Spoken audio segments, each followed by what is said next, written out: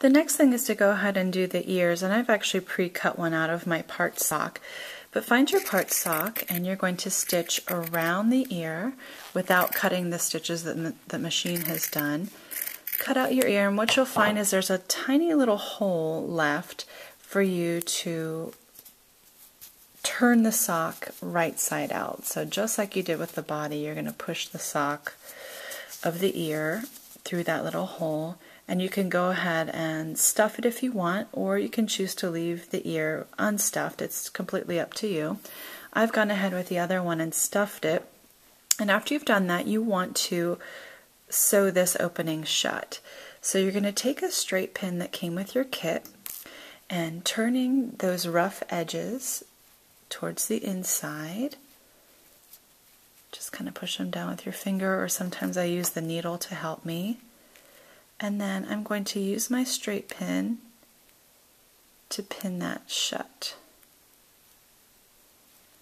From here, you're going to get another 10 to 12 inches of thread and thread your needle and begin a stitch just like you did with the body. So I'm going to go through, pull it, set my needle down,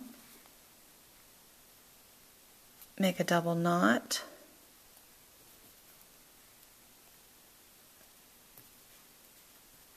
and after I've done that, it's time to do the whip stitch again. Actually, excuse me, we're not doing the whip stitch, we're doing an invisible stitch. To do that, what you want to do is insert the needle on the right hand side, or the upper side of the ear. Insert your needle and come out about 1/8 an inch on the same side. Cross over to the other side and pick up another 1/8 of an inch, and then weave back to the other side.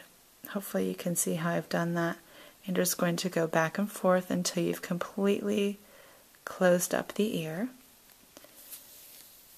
Pull through, turn it around, go back the other direction. So I'm going to start on the upper portion and go about 1/8 of an inch, cross over, pick up a little portion of the sock on the bottom side, top again, bottom, top, bottom. And I'm going to show you one more time. Take that straight pin out. But I've begun to close it up so that you can't see the stitching. If this is difficult for you, go ahead and do the whip stitch. You'll just be able to see the stitches on the outside of the ear, but I've done that before, and it's not going to hurt your monkey or make it look funny. In fact, everything that you do to your monkey just gives it a little bit of personality. So if you're more comfortable with doing the whip stitch and are having a hard time seeing this or understanding this from the written instructions, then go ahead and do that. But once you have the seam closed, this is a good time, if you're interested, in the back of your booklet to do any ear embellishments. And you can check back in section 6 to do that. That now would be a good time to do it before you actually add it to your body. From here, once you have it closed up, you're going to add this to your body. So decide where you'd like for it to go. And what I like to do is put it with a straight pin. So I'm going to put my ear here on the left hand side. Without picking it up, I'm just going to fold my ear back, and using one of those straight pins, I'm just going to pin it into place so it's nice and secure.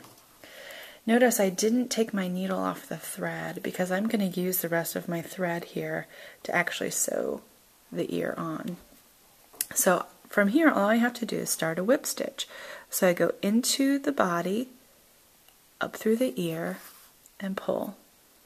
Into the body, up through the ear, and pull. And I'm going to do this along the entire perimeter of the ear. And what I mean by that is you start stitching here and go down, and once you're there, remove the pin and actually sew on the back side of the ear all the way up until you're done coming full circle of the ear perimeter back to where you started.